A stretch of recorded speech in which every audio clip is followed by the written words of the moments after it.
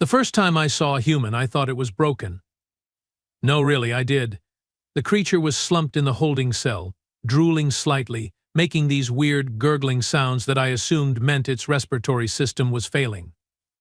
I turned to my supervisor, Krell, and said, "Did we damage this one during transport?" Krell, bless his 3 hearts, just clicked his mandibles in what passed for laughter among my species. "That one? No, no, no. That is what they call sleeping. Sleeping."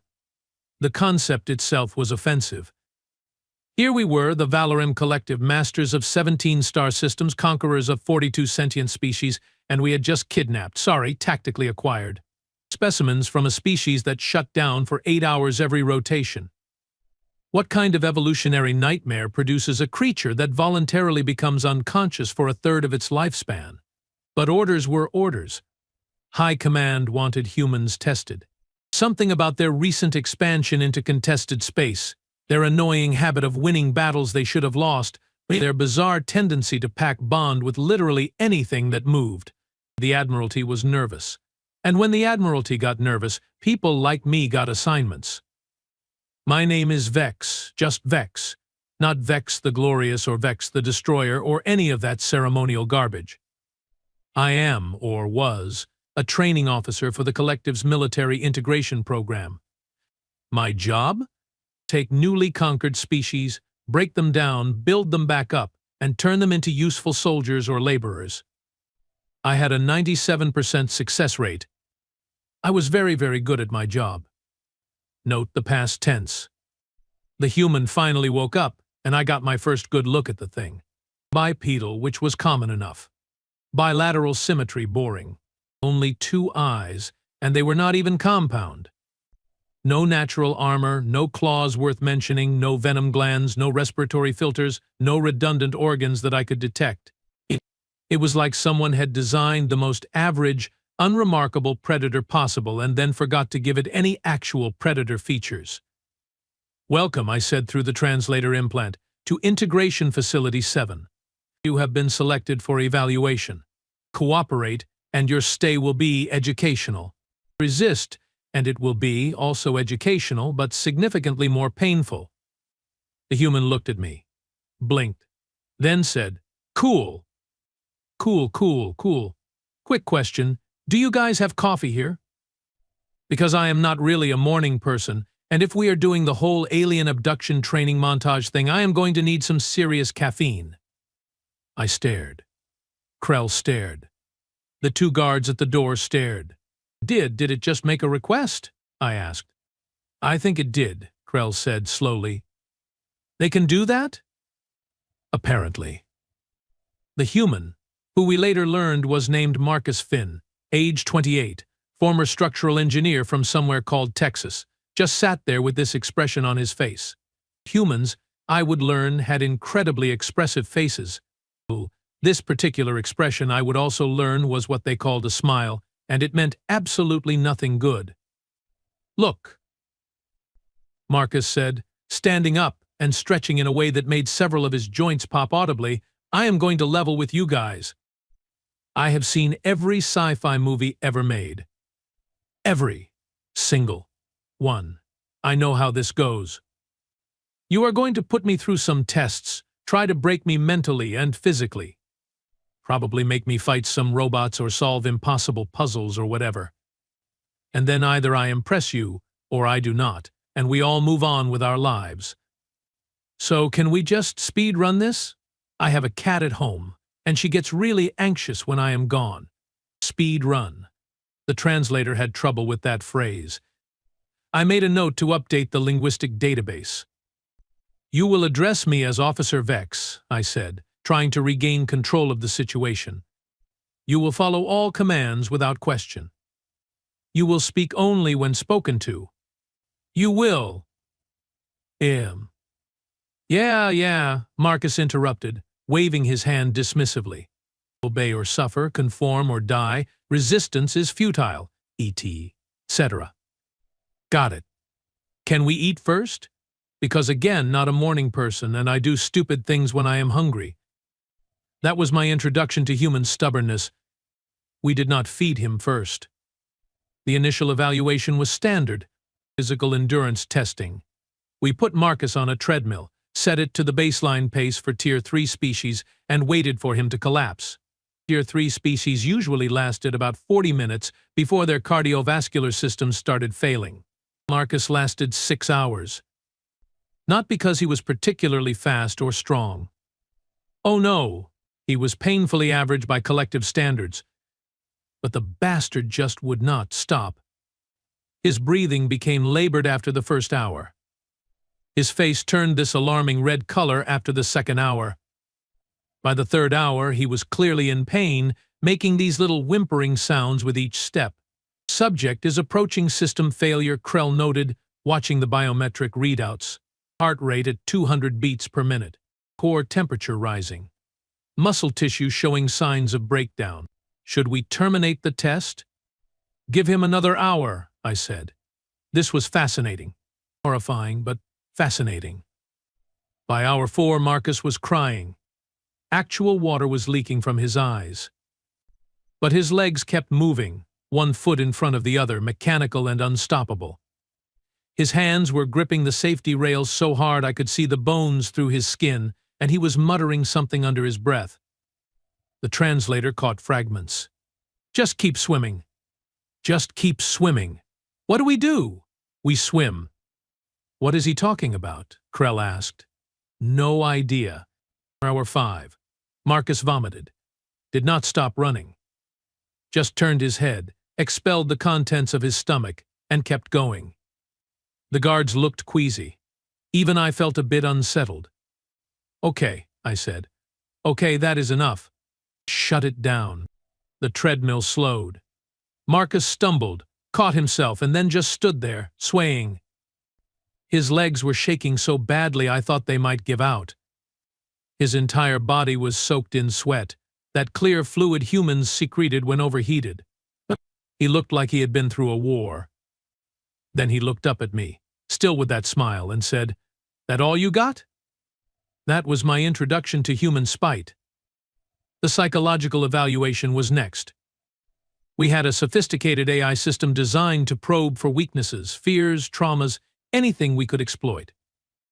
It worked by creating sensory illusions, basically trapping the subject in their own worst nightmares until they broke down and revealed their deepest vulnerabilities. We put Marcus in the chamber, activated the system, and waited, and waited, and waited. After 30 minutes, Krell checked the readings. Vex. The AI is confused. Confused? How can an AI be confused? It keeps trying to generate fear scenarios, but the human is, I think he is laughing. I pulled up the visual feed. Sure enough, Marcus was sitting in the middle of the illusion chamber, surrounded by holographic horrors that had broken hardened warriors, and he was giggling like an idiot. Oh man, he was saying, oh man, this is great. Is that supposed to be a demon? Buddy, I have got student loans scarier than you. Oh. And is that my high school girlfriend? Nice try, but therapy already dealt with that trauma. Next. The AI, in what I can only describe as desperation, started cycling through scenarios faster and faster. Heights, drowning, suffocation, social embarrassment, failure, rejection, spiders the size of ground vehicles. Marcus critiqued each one like he was reviewing a movie. Spiders. Really? That is so cliché. Oh, falling? Yeah, no, I went skydiving once. It was awesome. Wait, is that my dad telling me he is disappointed? Okay, that one stings a little, not gonna lie, but also he has been dead for 3 years, so this is actually kind of nice. Hey. Dad. I miss you. How is Mom? The AI crashed. Literally crashed. An artificial intelligence system with a processing capacity of 10 to the 15th operations per second crashed because it could not comprehend human psychological resilience. Or insanity. Probably insanity. What is wrong with this species? Krell asked, staring at the error messages flooding his screen. I have no idea, I admitted. That was my introduction to human adaptability. We tried pain tolerance next. This was usually the most reliable test. Every species had a breaking point, a level of suffering they simply could not endure. We had refined the process over centuries. Start small, increase gradually, measure the responses, find the threshold, document, and move on. Marcus made it through the first 3 levels without making a sound. Just sat there, strapped to the neural stimulator, while controlled pain signals flooded his nervous system. His jaw was clenched. His eyes were watering. But he did not scream. Level 4. Equivalent to multiple bone fractures. Nothing. Level 5. Equivalent to third-degree burns over 60% of body surface. A twitch. A small gasp. But no scream. This is impossible, I said. His brain should be overriding his voluntary controls by now, but he should be unconscious. Maybe their pain receptors are less sensitive, Krell suggested. I checked the biometrics. No, if anything, they are more sensitive than ours. He is feeling all of it. He is just not reacting. Level 6. I had only ever had to use level 6 twice before, both times on species with distributed nervous systems. Marcus finally screamed. But even then, even as his voice echoed through the chamber, he did not beg, did not plead, did not ask for it to stop. Instead, he screamed, "Is that all you got, you knock-off Cybermen?" Whatever that meant. I terminated the test. This was not normal. Nothing about this was normal. When we removed Marcus from the stimulator, he was shaking so badly he could not stand. His pupils were dilated. His skin was pale and clammy. He looked like he was about to pass out. "Water," he whispered. "Please." We gave him water. It seemed like the least we could do. "Why?" I asked. "Why did you not break?" Any other species would have shattered their own minds rather than endure that. "Why are you still conscious?" Marcus took a long drink, spilling half of it because his hands were trembling so badly.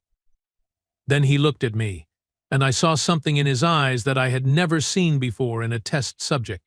Not fear, not hatred, not even defiance, just determination. "Because," he said slowly, "I have had kidney stones. Twice. And let me tell you something about kidney stones. They hurt worse than whatever the hell you just did to me. So yeah, I can take it. Humans, we are kind of built for taking it." That was my introduction to human pain tolerance, but it was the combat trials that really changed everything. We had a standard procedure. Put the subject in the arena with 3 combat drones, program the drones to subdue, not kill, see how the subject reacts under pressure. Most species either froze, fled, or fought stupidly and got taken down in seconds. Marcus did none of those things.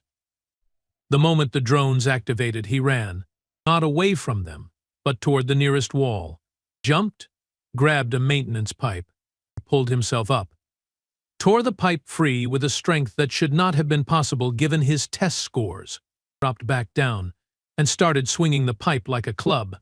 "What is he doing?" Krell asked. I think he is making a weapon," I said. "But the combat protocols specifically state that improvised weapons are not. I do not think he cares about the protocols." Marcus destroyed the first drone in 12 seconds. Just battered it until its optics shattered and its mobility systems failed. The second drone adapted, tried to keep distance, but Marcus threw the pipe like a spear. It missed, but the distraction let him close the gap. He grabbed the drone, and I watched in absolute horror as this unarmored human ripped the drone's manipulator arm off and used it to beat the drone itself into sparking debris. The third drone retreated. Actually retreated. Its threat assessment algorithms had concluded that Marcus was too dangerous to engage. Marcus picked up pieces of the destroyed drones and threw them at Drone 3 until it malfunctioned. Then he stood in the center of the arena, covered in hydraulic fluid and breathing hard, and shouted, "Next!" The guards looked at me. Krell looked at me. I looked at the arena and made a decision that probably saved my life. "Send in 6 drones," I ordered. 6. But protocol. Protocol does not account for whatever that thing is. Send them in. We sent in 6 drones. Marcus destroyed 4 before the other 2 managed to tag him with neural stunners. He went down hard, twitching and spasming as the shock coursed through his system. Standard procedure was to wait 15 seconds, then collect the subject. At 14 seconds, Marcus started getting back up. "That is impossible," one of the guards said. "I know. Neural stunners are supposed to keep subjects incapacitated for at least 3 minutes." "I know." Marcus made it to his knees, grabbed a piece of drone wreckage, and threw it at drone 5. Missed. Tried to stand, fell. Tried again. Got halfway up before drone 6 hit him with another stun charge. He went down again and started getting back up again. "For avoid's sake," I muttered. "Hit him again." 3 more stun charges before Marcus finally stayed down. His entire body was convulsing. Foam was coming out of his mouth. But even unconscious, his muscles were trying to move, trying to fight, trying to get back up. "Get him to medical," I ordered. "And someone update the combat threat assessment for humans. Set it to, I do not know. Set it to maximum." That was my introduction to human combat instincts. Marcus spent 2 days in medical recovery. When he woke up, the first thing he said was, "Did I win?" Win? I was standing by his bed, reviewing his medical charts. The doctors were baffled. His recovery rate was triple what it should have been. "You were supposed to assess how you reacted under combat stress. This was not a competition." "Everything is a competition if you are bad enough at risk assessment," Marcus said cheerfully. Then he winced. "Oh. Okay. Note to self. Getting electrocuted 6 times in a row is not fun. Do not recommend. 0 stars on Yelp." "What is Yelp?" "Do not worry about it." I sat down in the chair next to his bed. This was irregular. I should not have been here, but I needed answers. "Marcus Finn, why are you not broken? Every other species we have tested would be catatonic by now. You should be begging us to send you home. Instead, you are making jokes. Why?" Marcus was quiet for a long moment. Then he said, "Can I tell you something about humans?" "Please do." "We are persistence predators. You know what that means?" "No." It means we are not the fastest, not the strongest, not the smartest, not the toughest, not the deadliest, but we can keep going, and going, and going, and going. You hit us, we get back up. You break our bones, we heal and come back harder. You take everything from us, and we find a reason to keep fighting. Because that is what we do. That is what we have always done. You can kill us, sure, but you cannot break us. Not really. Not where it counts." He looked at me with those strange, forward-facing predator eyes. "So yeah, I am not broken, and I am not going to break. And if you keep testing me, I am going to keep getting back up. Every single time. Because I am human, and humans do not quit." I believed him. That was my introduction to the human spirit. The rest of the first week was more of the same. We threw everything we had at Marcus. Complex problem-solving under stress, isolation tests, sleep deprivation, resource scarcity scenarios, social manipulation exercises, environmental extremes. He passed every single test. Not because he was exceptional. His scores were average, sometimes below average. But he never stopped trying, never gave up, never accepted defeat. And the thing that really got to me? He was nice about it. Between tests, he would chat with the guards, ask them about their families, compliment Krell on his efficiency, thank the medical staff for their care.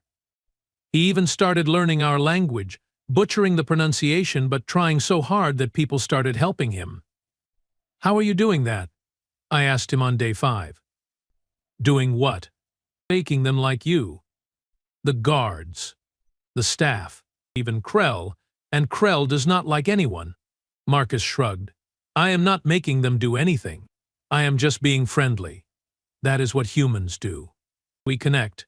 We make friends. We build relationships. Even with people who are torturing us, apparently. I am not torturing you. Buddy, you have electrocuted me 6 times, starved me for 48 hours, made me solve math problems while drowning, and forced me to fight killer robots. That is pretty much textbook torture. It is evaluation. Potato, potato. That phrase does not work in text format. Fair point. By day 7, the other test subjects started arriving. High Command had decided to expand the program. If 1 human was this resilient, what about 2? 3? A dozen? They brought in 11 more humans, all snatched from various locations across their planet. Different ages, different backgrounds, different skill sets. The only thing they had in common was that they were all human, and they all met Marcus. Yo! Marcus called out as the new arrivals were processed into the holding area. Welcome to Alien Boot Camp. I am Marcus, and I will be your guide through this surreal nightmare. Do not worry, they mostly do not kill us. Also, the food is terrible, but you get used to it. Oh, and pro tip, if they put you on a treadmill, pace yourself. Trust me on that one. The new humans stared at him, then at me, then at each other. Then one of them, a woman named Elena Court, pilot from somewhere called Norway, started laughing. This is real. This is actually happening. We have been abducted by aliens, and the welcoming committee is some guy from Texas making jokes about treadmills. Colorado, actually, Marcus corrected. But yeah, pretty much. Aliens are real, they are bureaucratic as hell, and they have no idea what they have gotten themselves into. Another human, a young man named David Park, medic from Korea, raised his hand. So, what exactly are they doing to us? Testing us, Marcus said. Trying to figure out what makes humans tick, how we work, what breaks us. Spoiler alert, they have not figured it out yet. And you are just okay with this? Asked another, an older woman named Amara Okafor, teacher from Nigeria. Marcus's smile faded a little. No, not really. But being not okay about it is not going to get us home.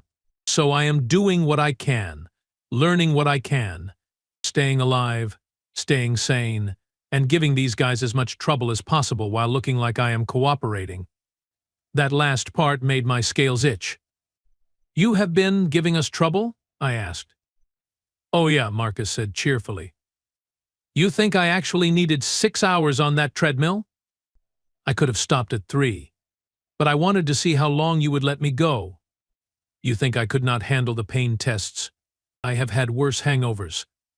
But I wanted you to think I was at my limit. You think I did not know those combat drones had weak points in their joint assemblies? I am an engineer. I know exactly how to break machines. He looked at me, and that smile was back. I have been playing you since day 1, and you had no idea. The holding area went very quiet. Why? I asked. Because you need to understand something, Marcus said, and his voice lost all traces of humor. You took us. We did not volunteer. We did not ask for this.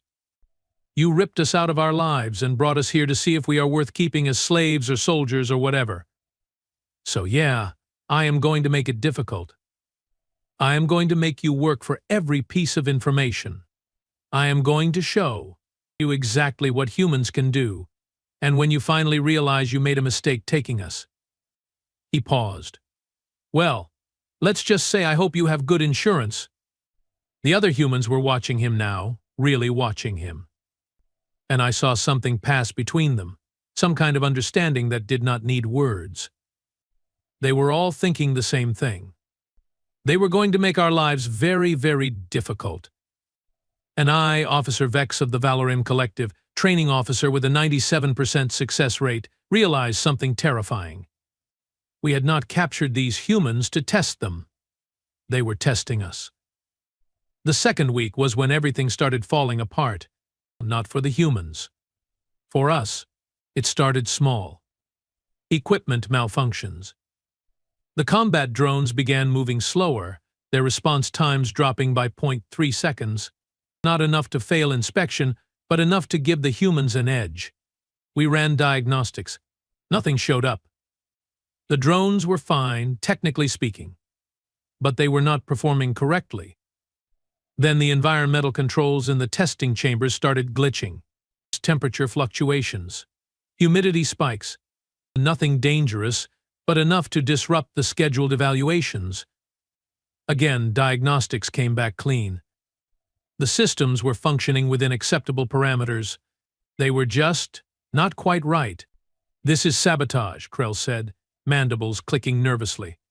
"It has to be." "How?" I asked. "The humans are under constant surveillance. They have no access to our systems. They barely understand our language, let alone our technology." "Then explain why everything is breaking." I could not. But I had a suspicion. And that suspicion was confirmed when I walked past a group of humans during their recreation period and heard Marcus explaining something to David Park.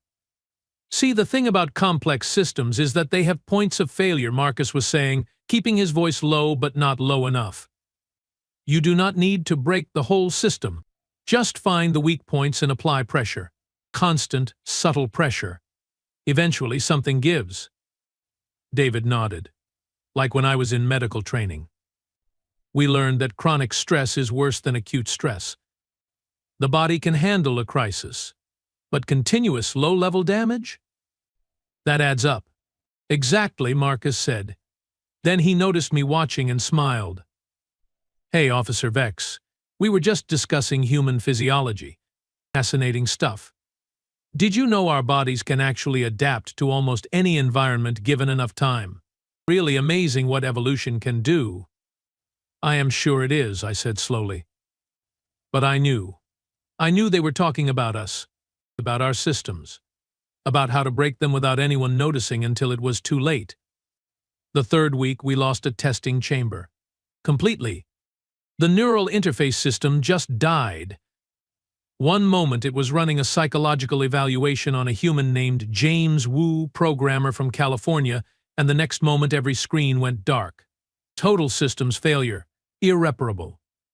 James walked out of the chamber, looking confused. "Did I do that?" "No," the technician said, checking the logs. "The system committed suicide." "Systems do not commit suicide," Krell snapped. "This one did. Look at the final diagnostic. It detected a recursive logic loop and shut itself down to prevent cascade failure. But there was no logic loop in the testing protocol. The system, it created one. On its own." We all looked at James, who was now whistling innocently and examining his fingernails. "What did you do?" I demanded. "Me? Nothing. I just answered the questions. Maybe your AI could not handle my responses. I do have a weird way of thinking. It comes with the job." "What job?" "Debugging code. You know, finding problems in systems and fixing them.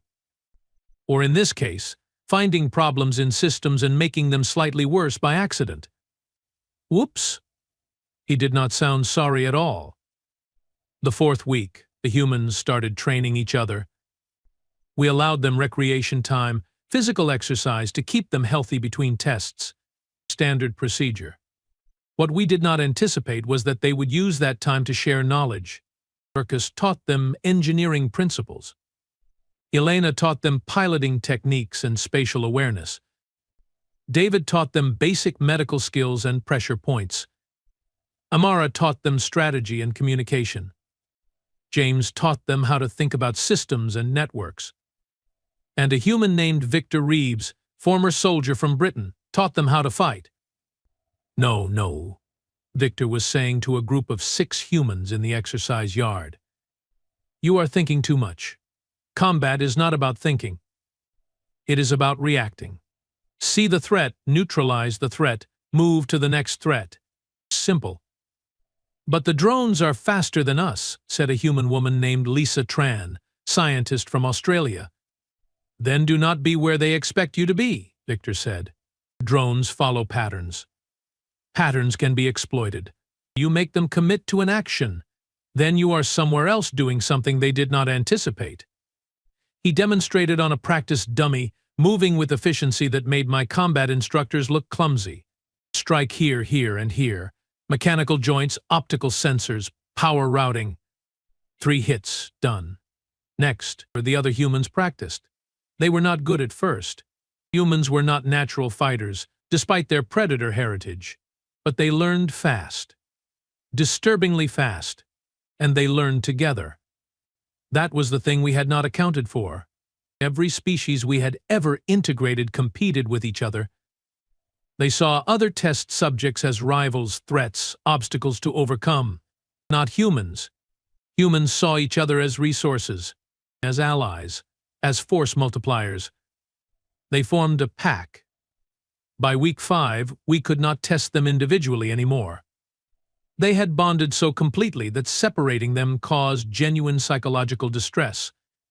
Not just for the one separated, but for all of them. Their stress hormones spiked. Their performance dropped. They became agitated and uncooperative.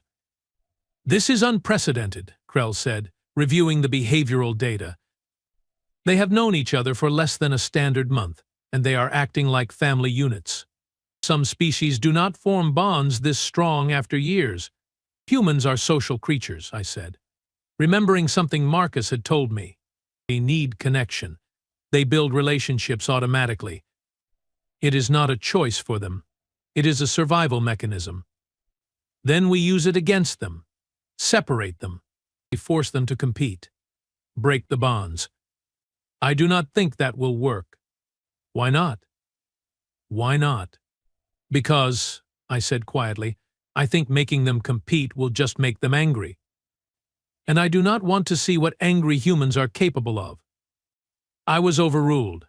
High Command ordered a new testing protocol. Competitive scenarios.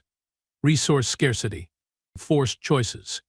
The kind of situations that made other species turn on each other. We put 2 humans in a room with 1 meal. Standard caloric requirements for human sustenance, but only enough for 1 person. We told them the first one to finish eating would get comfortable quarters and entertainment access. The other would spend the night in isolation. Marcus and Elena looked at the meal, looked at each other. Then Marcus picked up the plate, split the food exactly in half, and handed Elena her portion. "Enjoy," he said. "Hope you like mystery meat." "Is that what this is?" Elena examined her half critically. "I thought it was textured protein substitute." Could be actual meat. Could be recycled biomass. Best not to think about it." They ate together. Neither finished. Neither claimed the reward. They both went to isolation, where they spent the night singing songs through the wall until the guards begged us to make them stop. We tried again with different humans. Same result. Every time. They shared. They cooperated. They refused to compete. "What is wrong with them?" Krell asked in frustration. "Nothing is wrong with them," I said. "This is how they are. They cooperate. It is their default state. That makes no evolutionary sense. Competition drives evolution. The strong survive. The weak perish. Maybe for most species. But humans? They survive by working together. They are weak individually. But together? I gestured at the monitors showing 12 humans in the recreation area, talking, laughing, planning. Together they are something else entirely. Week 6. We tried combat trials. Real ones this time, not just drone exercises. We brought in species from our military ranks, trained soldiers, war veterans. We put them in the arena with the humans and told them to subdue the opposition. It was a massacre. Not the humans. Our soldiers. The humans moved like they had been fighting together for years instead of weeks. Victor called out positions and targets. Marcus identified structural weaknesses in armor and weapons. Elena maneuvered them into optimal positions. David kept them mobile and functional through injuries. Mara coordinated their overall strategy. James predicted enemy movement patterns. And the rest? They executed everything perfectly. Our soldiers never stood a chance. Stop the trial. I ordered after watching 3 of our best warriors get systematically dismantled by 12 humans who should not have been able to work together this effectively. It's too late. The humans had already won. Marcus walked up to the observation window, breathing hard but grinning. He knocked on the glass. So, when do we get to the good part? Good part? My voice came through the arena speakers. Yeah, you know. The part where you realize we are not going to break. The part where you figure out we are not going to be your soldiers or your slaves or your whatever. The part where this all goes sideways and we have to do something dramatic and probably stupid to get home. He said it so casually, like it was inevitable. Like he had been planning for this moment since day one. You are prisoners, I said. You have no leverage. No resources, no way home. You are 12 humans against an entire military installation on a planet you cannot even pronounce the name of. What exactly do you think you can do? Marcus's grin got wider. Want to find out? That night, the power went out. Not just in the testing facility, in the entire complex. Lights, life support, communications, security systems. Everything went dark for exactly 4 minutes and 37 seconds. Long enough for every alarm to trigger. Long enough for backup generators to fail. Long enough for chaos to spread through every department. When the power came back, nothing was damaged. Nothing was stolen. But every system had been accessed. Every security protocol had been tested. Every backup had been probed for weaknesses. And in the main computer core, someone had left a message, written in human English, displayed on every terminal in the facility. Hi, we know how your systems work now. We know where the backups are. We know your security protocols. We know your emergency procedures. We know everything. Just thought you should know. Also, you really need to update your firewall architecture. It is embarrassingly outdated. Love. The humans. P.S. We still want to go home. High Command evacuated the facility the next morning. Every non-essential member was removed. Every bit of sensitive data was wiped from local storage. The entire installation was put on lockdown. And I, along with Krell and a skeleton crew of guards, was ordered to maintain custody of the humans until a decision could be made about their fate. How did they do it? Krell asked, staring at the message still glowing on his terminal. They were under constant supervision, every moment accounted for. How did they access our systems? I do not know, I admitted. Then I stopped. Wait. James. The programmer? He said his job was debugging code, finding problems in systems. We put him in the neural interface chamber, the one that committed suicide. You think he infected it with something. I think he taught it how to think differently, and then it taught other systems. And those systems talked to other systems, until suddenly every system in the facility knew how to think like a human. Krell made a sound I had never heard from him before. Fear, pure, undiluted fear. What kind of species can reprogram artificial intelligence through direct neural interface? The kind that builds AI in the first place, I said. The kind that has been living alongside thinking machines for generations. The kind that understands software and hardware on an intuitive level because they created it all themselves. We need to terminate them. Now, before they do real damage. We cannot. Why not? Because I said, pulling up the latest intelligence reports from human space, there are 8 billion more of them back home. And if we kill these 12, the rest will find out, eventually. And then they will come looking for us. The reports were terrifying. In the 6 weeks since we had taken our test subjects, humanity had expanded into 4 new star systems. They had made first contact with 3 previously unknown species. They had established trade relationships with 2 of them. They were building colony ships, expanding their infrastructure, growing stronger. And they were starting to ask questions about the 12 missing civilians. High Command wants to negotiate, I told the humans the next day. All 12 of them. sitting in what used to be an interrogation room but now looked more like a casual meeting space because they had somehow acquired furniture and made it comfortable. "Negotiate what?" Marcus asked, leaning back in a chair that should not have been that ergonomic. "Your release. Return to human space in exchange for a non-aggression agreement." Elena laughed.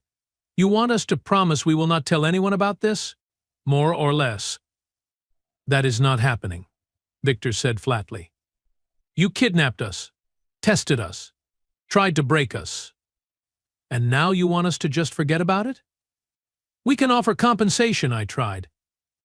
"We do not want your money," Amara said. "We want an apology. We want assurance this will never happen again. To anyone, human or otherwise. I cannot promise that." "Then we have a problem," David said quietly. The room went silent. 12 humans. 12 different backgrounds, ages, personalities. But all of them united in one simple demand: recognition, respect, dignity. "Let me ask you something," Marcus said, breaking the silence. "Why did you take us? Really, what were you hoping to find?" "Weakness," I admitted. "Something we could exploit. Some way to control you before you became a threat." "And what did you find?" I thought about the last 6 weeks. The treadmill test. The pain tolerance. The combat trials. The cooperation. The hacking. The absolute refusal to break no matter what we did. "I found out that humans do not have a breaking point," I said. "You bend, you adapt, you overcome, but you do not break. And when you are pushed, you push back harder." "Correct," Marcus said. "So here is what is going to happen.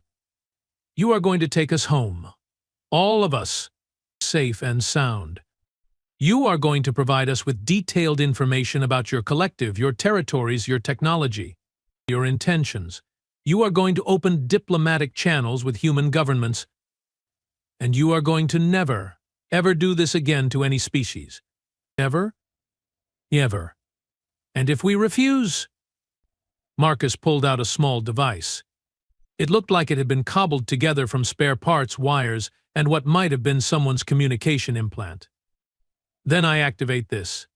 It is a transmitter, broadcasting on every frequency we could generate, sending a complete record of everything that happened here. Every test, every torture session, every attempt to break us. Straight to human space, to every government, every news organization, every person with a receiver. You are bluffing. That cannot work." "James, is it working?" James, sitting in the corner with another improvised device, nodded. "Signal is strong. Encryption is holding. We are ready to transmit on your word." "You built communication devices? How? You had no tools, no materials, nothing." "We are humans," Elena said simply. "We are really, really good at making tools. It is kind of our thing." I looked at Krell. Krell looked at me. We both looked at the guards, who were slowly backing away from the humans like they were radioactive. "You planned this from the beginning," I said. "Not all of it," Marcus admitted. "A lot of this was improvisation, reacting to circumstances. But yeah, the basic idea? Get taken by aliens, learn everything we can, find a way to communicate with home, leverage that information for safe return. That was always the plan." "You are insane." "Probably. But we are also going home." High Command authorized the deal.